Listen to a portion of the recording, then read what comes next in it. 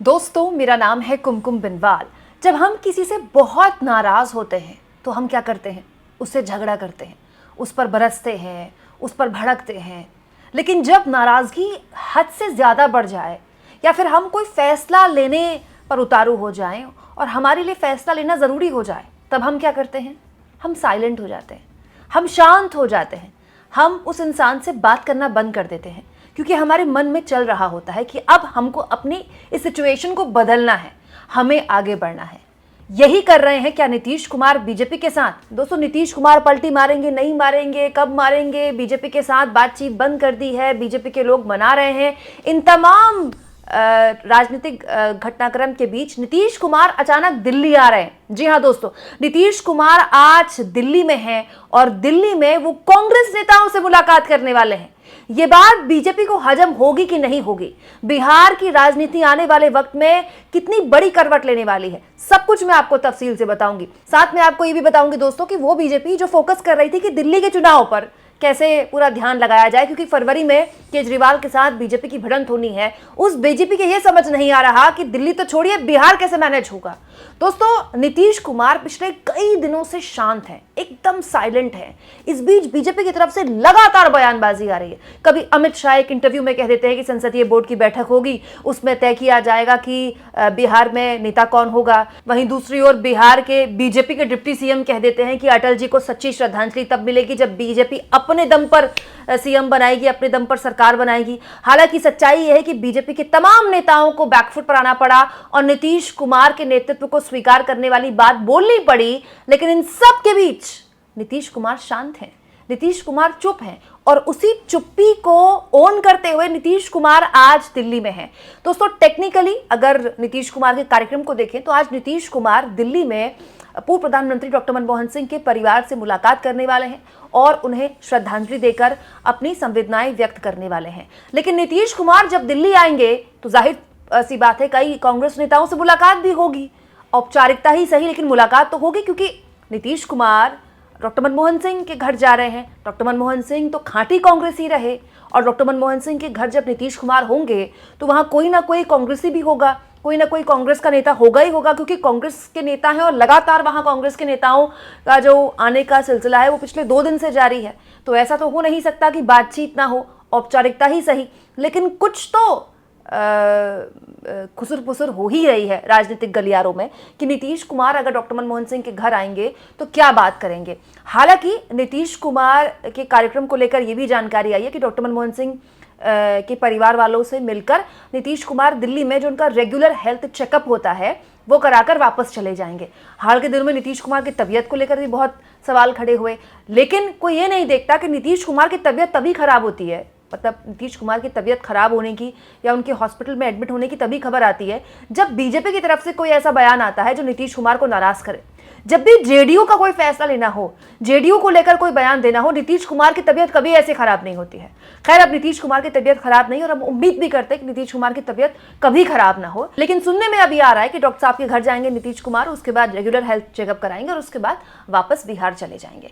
लेकिन यहाँ पर गौर करने वाली बात यह है दोस्तों कि नीतीश कुमार डॉक्टर मनमोहन सिंह के परिवार से संवेदनाएं व्यक्त करने के लिए स्पेशली दिल्ली आ रहे हैं। तब जब 3 दिन पहले एनडीए की बैठक हुई थी उसमें नीतीश कुमार नहीं आए थे। याद रखिए दोस्तों, 3 दिन पहले एनडीए की बैठक हुई थी दिल्ली में, वहां पर अमित शाह मौजूद थे। बाकायदा तस्वीरें शेयर की गई थी, तस्वीरें जारी की गई थी इस बैठक की, जिसमें चंद्रबाबू नायडू मौजूद थे।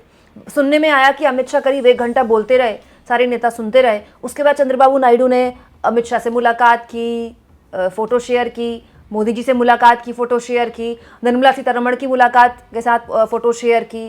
चंद्रबाबू नायडू की मौजूदगी इस बात की तस्दीक करती है कि बीजेपी चाहती थी कि एनडीए के जितने भी बड़े दल हैं उनके बड़े चेहरे यहाँ पर हों।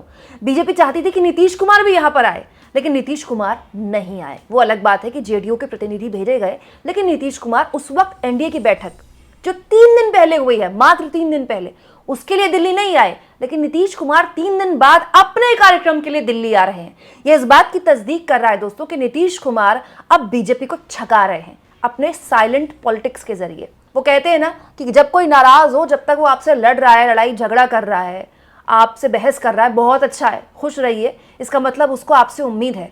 जब वो साइलेंट हो गया, जब वो चुप हो जाए, तो समझ जाइए कि रिश्ता टूटने वाला है या फिर रिश्ता अपनी अंतिम सांसें ले रहा है, क्योंकि अब उस इंसान को आपसे बहस करके कोई उम्मीद ही नहीं बची कि रिश्ते में कुछ बचा हुआ है। इंसानी रिश्तों के साथ साथ गठबंधन के रिश्तों में भी कई बार ऐसा होता है। हालांकि ये कहना कि क्या रिश्ता टूट रहा है बीजेपी और नीतीश कुमार का, ये थोड़ा जल्दबाजी होगा दोस्तों, क्योंकि नीतीश कुमार जानते हैं कि बीजेपी हमेशा से उसके लिए एक विश्वसनीय सहयोगी रही है। लेकिन बीजेपी ने जैसे ही नीतीश कुमार को आंख दिखाई, नीतीश कुमार की पार्टी की तरफ से इस तरह के पोस्टर्स जारी कर दिए गए जिसमें वो एनडीए के चेहरे के तौर पर जेडीयू ने दिखाया उनको, और ये भी बताया कि 2025 में तो नीतीश कुमार जरूरत है बिहार की।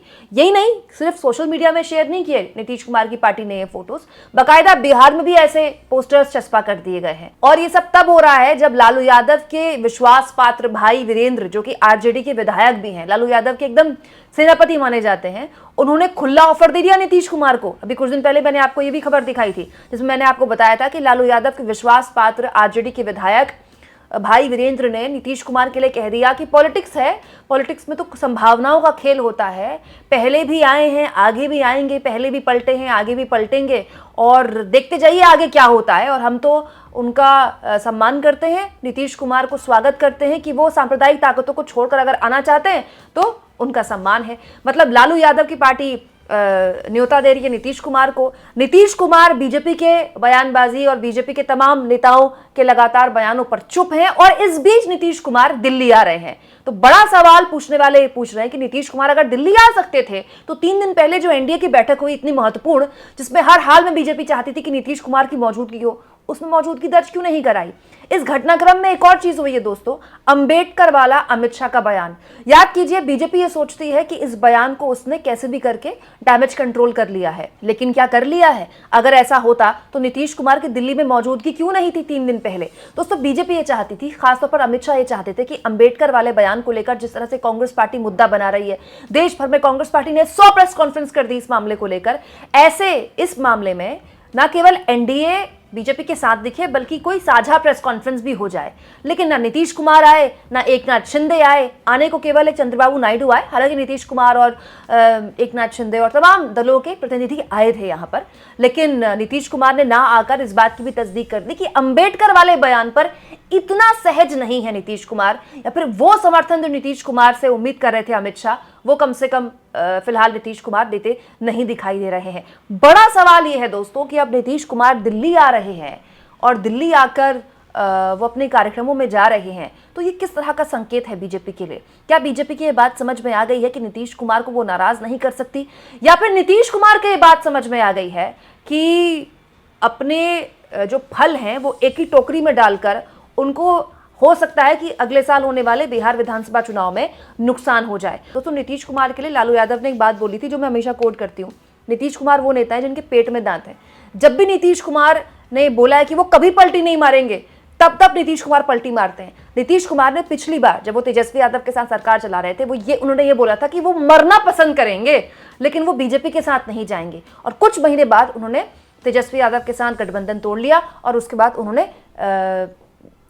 फिर से सीएम बन गए और बीजेपी के साथ सरकार बना ली। और एग्जैक्टली ऐसे ही बयान एक बार फिर से नीतीश कुमार की पार्टी की तरफ से सुनाई दे रहे हैं कि ऐसा कुछ नहीं होने वाला है, एनडीए में सब कुछ ठीक है। अगर एनडीए में सब कुछ ठीक है तो एनडीए की बैठक में नीतीश कुमार की गैर मौजूदगी और उसके 3 दिन बाद नीतीश कुमार की अपनी शर्तों पर दिल्ली आने का कार्यक्रम क्या बताता है? क्या एनडीए बिहार चुनाव से पहले एक नया स्वरूप ले सकता है दोस्तों, या फिर नीतीश कुमार ने अपनी हैसियत बीजेपी को दिखा दी है कि अगर बीजेपी ना नुकुर करती है या फिर ये करने की कोशिश करती है कि वो महाराष्ट्र बिहार में कर दे तो फिर खेला होना तो तय है? आपको क्या लगता है? कमेंट बॉक्स में जरूर लिखें, और जितना हो सके चैनल को शेयर करें, सब्सक्राइब करें, और थैंक्स और ज्वाइन के ऑप्शन से दोस्तों अगर आप चाहें तो कुछ आर्थिक मदद भी चैनल की जरूर करें।